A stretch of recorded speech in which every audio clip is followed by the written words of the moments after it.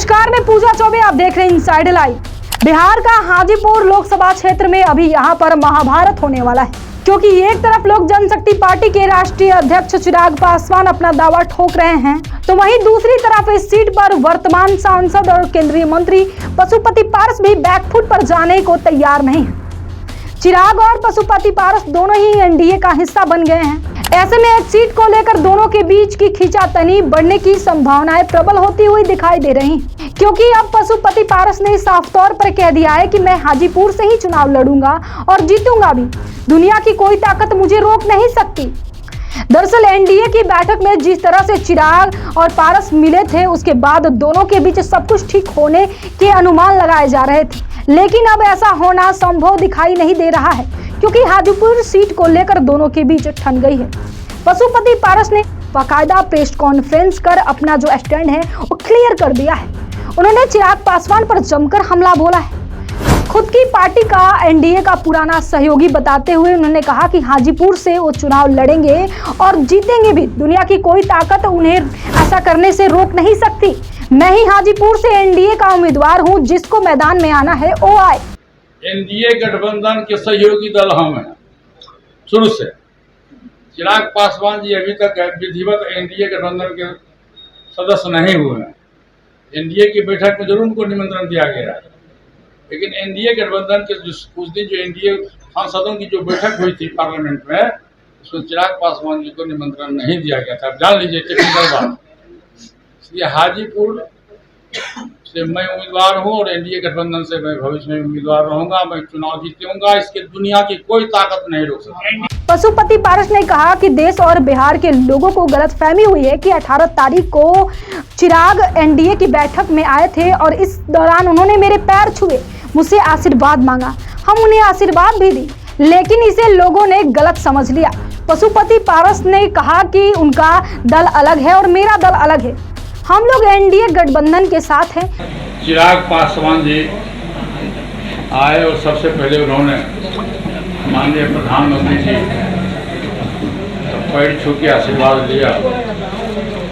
माननीय प्रधानमंत्री जी के एक व्यक्ति होम मिनिस्टर जी के बाद मैं खड़ा था, वो हमारे पास आए और उन्होंने पैर छुआ। मैंने उनको दिल से आशीर्वाद दिया। ये कल्चर है अपने बिहार का, और ख़ास करके जहाँ से हम लोग आते हैं मिथिलांचल का, ये मिथिलांचल का हम लोग का कल्चर है। और उससे भी चिराग पासवान जी तो मेरा बेटा है और भतीजा है, तो उन्होंने आके उनको पैर छुआ, मुझसे आशीर्वाद मांगा। मैंने उनको आशीर्वाद दिया। मैंने पीठ भी थपथपाया। इस बात को मार्केट में गलत ढंग से प्रचारित किया जा रहा है कि चाचा भतीजा मिल गए, चाचा भतीजा मिल गए। इस तरह की कोई बात नहीं है। उनका दल अलग है, मेरा दल अलग है। चिराग पर आरोप लगाते हुए पशुपति पारस ने कहा कि 2020 के विधानसभा चुनाव में चिराग ने जदयू के साथ ही भाजपा के खिलाफ अपना उम्मीदवार उतार दिया था। उस वक्त पार्टी एक थी, लेकिन हम उस वक्त कुछ नहीं बोल पाए, क्योंकि चिराग पार्टी के राष्ट्रीय अध्यक्ष थे। केंद्रीय मंत्री ने कहा कि इसके बाद उम्मीदवार जीता और जीतकर फिर वो विधायक जदयू में चला गया। 2020 में जब विधानसभा का चुनाव हुआ तो हम पांचों सांसद, 6 सांसद में पांचों सांसद की राय थी कि हम लोग एनडीए गठबंधन के साथ हैं। एनडीए गठबंधन से चुनाव जीत के आए हैं। पूरी पार्टी का ये फैसला था कि एनडीए गठबंधन के साथ हम रहें और विधानसभा का चुनाव लड़ें। लेकिन चूंकि उस समय चिराग जी पार्टी के राष्ट्रीय अध्यक्ष भी थे, संसदीय बोर्ड के अध्यक्ष भी थे, पार्लियामेंट्री बोर्ड के भी अध्यक्ष थे, उन्होंने हम लोग की बात को नकारते हुए उन्होंने फैसला लिया कि मैं अकेले चुनाव लड़ूंगा। फिर उनका जो नारा होते गया चुनाव में कि मैं भाजपा का हनुमान हूँ, मैं नरेंद्र मोदी जी का हनुमान हूँ। लेकिन वो दोनों तरफ के जनता दल यू के खिलाफ में भी उन्होंने उम्मीदवार दिया और भाजपा के खिलाफ भी उन्होंने उम्मीदवार दिया। इसके बाद से हमारी लड़ाई हुई और अब 2 साल बाद फिर से वो एनडीए में आ गया। उन्होंने कहा कि हम एनडीए के विश्वसनीय हैं, हमारे 5 सांसद हैं, लेकिन कहीं कोई टूट नहीं है, हम भाजपा के ईमानदार सहयोगी हैं। पशुपति पारस ने राज्यपाल और राज्यसभा का सांसद बनाए जाने के अटकलों पर भी विराम लगा दिया है। उन्होंने कहा है कि चुनावी साल में इस तरह की बातें फैलती रहती हैं, लेकिन मैं ना तो राज्यपाल बनने जा रहा हूं और ना ही राज्यसभा का सदस्य। मैं अपना अलग चुनाव हाजीपुर से ही लड़ूंगा और जीतूंगा भी। वहीं अपना और चिराग पासवान की पार्टी के विलय की बात से इनकार कर दिया। उन्होंने कहा कि दल टूटता है तो मिल सकते हैं, लेकिन जब दिल टूटता है तो नहीं मिल सकते। साथ ही उन्होंने ये भी कहा है कि बिगड़ी बात बने नहीं, लाख करे किन कोई, और रहीमन फाटे दूध को मथे न माखन होय। मैं तो पहले ही भाई साहब कह चुका हूँ कि दल टूटता है तो दल टूट जाता है, दिल टूटता है तो दिल नहीं टूटता है।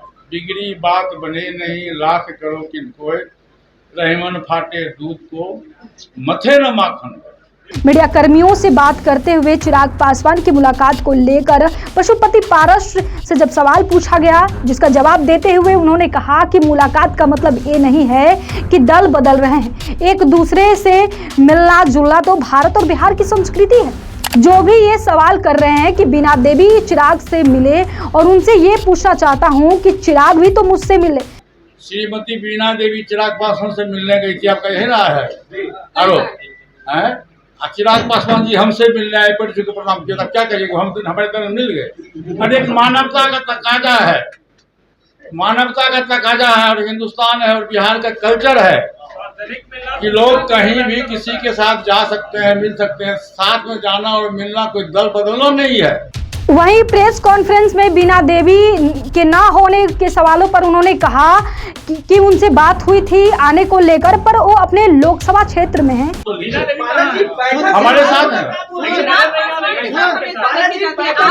अरे जाती है न, अलग जाना छोड़ जाना आना अलग बात है। जाती है, अच्छा चाय पीने के लिए जाती होगी, कोई काम होगा तो जाती होगी। आज नहीं आई, आज क्षेत्र में है, बोल चुके हैं हम क्षेत्र। इस बात को पशुपति पारस ने स्वीकार कर लिया कि भाजपा की तरफ से उन्हें और चिराग को एक करने की कोशिश की गई थी, लेकिन उन्होंने मना कर दिया। पशुपति पारस ने कहा कि भाजपा नेता और केंद्रीय मंत्री नित्यानंद राय मुझे कहा था कि आप और चाचा भतीजा एक हो जाइए, लेकिन मैंने उनको कह दिया कि हमारी मजबूरी है, चिराग को एनडीए में लेकर जो बनाना है बनाइए, मुझे उससे कोई दिक्कत नहीं है।